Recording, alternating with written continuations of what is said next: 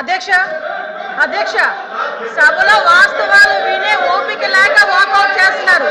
సభలో వాళ్ళు చేసే దౌర్భాగ్యాలు వినే ఓపిక లేక సహించలేక వాకౌట్ చేస్తున్నారు. నిజంగా దమ్ముంటే నుంచోమనండి, ఆయన అడిగిన దానికి సమాధానం చెప్తా. నేను మేడం కూర్చోమనండి సార్, మేము సమాధానం చెప్తాము. వెళ్ళిపోతామని మాట్లాడడం ఏంటి సార్? ఇప్పుడు అనాలి షేమ్ అని. మేడం మీరు 1 మినిట్ మీరు బాధ్యత గల మంత్రి అయి ఉండి దమ్ము ధైర్యం అనేది మాట్లాడటం కరెక్ట్ కాదు. దమ్ము ఏంటి ఇదేనా? ప్లీజ్ శిరామ్. ఇంకో నిమిషం అధ్యక్ష, దిశ చట్టము దిశ యాప్ గురించి మాట్లాడుతున్నారు. గౌరవ సభ్యులు కూడా పోలీస్ డిపార్ట్మెంట్ నుంచి వచ్చారన్నారు. సంతోషం అధ్యక్ష. అధ్యక్ష, పోలీస్ డిపార్ట్మెంట్ లో వచ్చిన మా సభ్యులకి కానీ మీ చైర్కి కానీ అడుగుతున్నాను అధ్యక్ష, అసలు దిశా చట్టం అనేది ఉందా?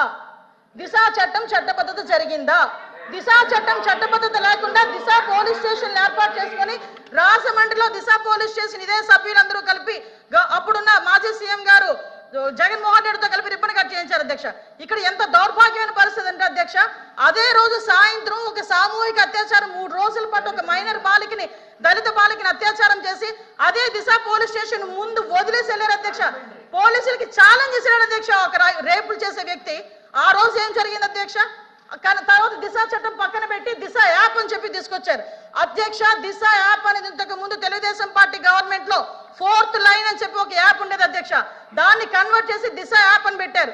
నిజంగానే దిశ యాప్ ద్వారా నిజంగానే నేరాలు తగ్గించేసాము, లేకపోతే నేరాలకు సంబంధించి మేము చాలా మందిని పట్టేసుకున్నామంటే రికార్డ్స్ ఎందుకు నేరాలు పెరిగిపోయినాయని చెప్తుంది అధ్యక్ష.